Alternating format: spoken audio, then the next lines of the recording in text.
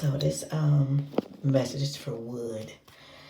But I'm just gonna talk in general because I don't know what's up with this dude and this girl with a toxic relationship. You know, Pete, of course, McIntyre we're talking about. She's on there talking about this guy, giving him all these praises and everything. But this guy is, oh my God, this guy is no good. No good. She's listening to this guy tell her not to take the pain medication that she was given by the doctors for, the pain for having that C-section, right? And this guy tell her, no, don't take the medication because, you don't want to get addicted to that stuff. Who comes out of left field with some bull crap like that?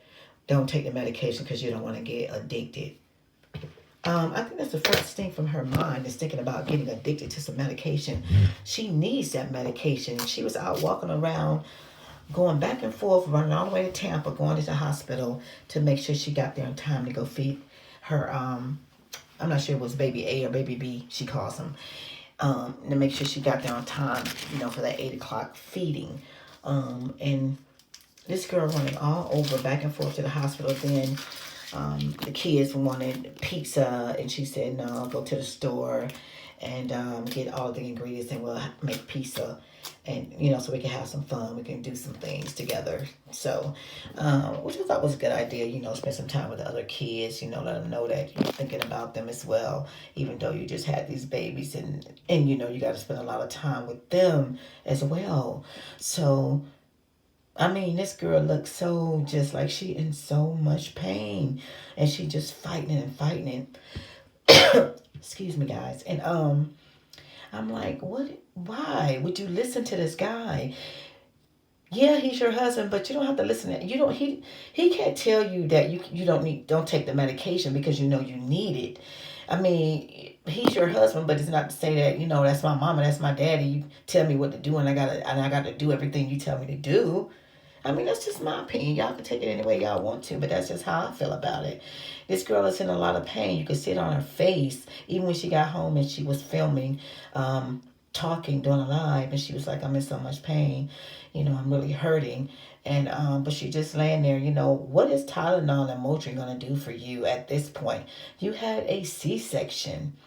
And I'm going to call it an emergency C-section because when you have an issue with a pregnancy and they see something is really wrong, it's a serious thing. And therefore, they have to take you and rush you to the operating room to, have some surgery. That was a major surgery. A C-section is considered a major surgery. Women have died from those surgeries, so God forbid that anyone, loses their life or whatever when they have a C-section. I pray for every woman out there that's pregnant, that's having a baby, that everything goes well with their pregnancy and with their delivery. But this girl is in so much pain, and to listen to this man who told you, when you told him you were, I think maybe a week before all this happened, and you was telling him, I'm having contractions, do you think I should go to the hospital? And what did he tell you, Peach? He said, oh, you just ain't moving around like you normally move around a lot, so you just ain't moving around. You need to get up and do something. Are you freaking kidding me? You gonna tell me how nonchalant this motherfucker to say you need to get up and do something, instead of saying, come on, let's go, take you to the hospital, just go get you checked out, make sure everything is good. No, he wasn't thinking like that. He was thinking you need to get your act up and you need to get busy doing some work, go make my money. That's what he was thinking about. Peach, Motrin and Tylenol is not going to do anything for that pain that you're having. You're still bleeding. I know you're still bleeding. And I told all this running around, all this bopping and dancing you're doing, all these videos, instead of getting your body right and getting the rest that you need, girl, it's going to take a toll on you. And hope to God that it doesn't cause any more issues. Because I've said in another video, I explained how I had 2 cesareans. The first one was a really serious one. I had to have an emergency C-section because after they broke my water, I started hemorrhaging, and the baby wasn't getting any oxygen. My daughter, she wasn't getting any oxygen, and they had to rush me. I was so scared. I was like, wait, wait, wait. They was putting a mask over my face, and they was like, gotta take her in, and they was shaving me at the same time. And I don't know what they're shaving me for, but they was, putting a mask on my face, and I was like, I can't breathe, I can't breathe. I was like, wait a minute, wait a minute, wait a minute, wait. My mom was there. She's a nurse, and she was there, and because it was my mom that had to tell them that I was hemorrhaging because they didn't know. Because after they broke my water, I felt funny. I just felt like, what is this? I feel wet. Keep feeling like funny, icky. I just was feeling icky, and I wasn't feeling good. And the baby wasn't getting the oxygen. The heart rate was dropping and everything. And my mom had to go tell them that my daughter's hemorrhaging. She need help. And then that's when they start rushing me in there to, do the C-section. I wouldn't wish that on anybody, because when I woke up, they was asking me, did I know where I was? Am I, do I know what I had? I don't remember anything. Everything was blurry. I think I saw a blue blanket. I thought I saw something blue. I thought I saw something pink. I don't know. And so, yeah. And then I'm just going to skip through a little bit. I had an issue with that cesarean. I wasn't bopping around doing no videos, doing nothing, just laying up in the bed, because when I woke up in the room after they took me from recovery to a room, and I was trying to get up, and I couldn't get up because I had this heavy thing, like you had that girdle thing across your belly. That's what they put on you when you have a C-section, and it was so tight and heavy. I couldn't get up. I tried to get up, and I was like, what the hell? What's going on? What's wrong with me? And that's when I realized, oh my God, they done something to me. So what's this thing over my stomach? And nobody was in the room with me at the time. So they had to come in and explain everything to me. And yeah, so I was really sick. I kept getting fevers. And then I was getting the fevers because for some reason, some way, somehow, I don't know, it got infected. It was infected. And I had staples, and I had like ribbons, the ribbon things. You can call them stitches, but they was like ribbons. So I'm gonna call them ribbons because I don't know what they're called. But yeah, the thing got infected. I got infected, and I was having fever after fever after fever. Couldn't do anything. I was just a mess, and I wouldn't wish that on anybody. And that's why when I was watching you when you were having this baby, and then shortly after you had the babies, you up there hopping and bopping and twisting and turning. And you hurt yourself one time and grabbed your belly, and I know you was in a lot of pain. I could tell the expression on your face.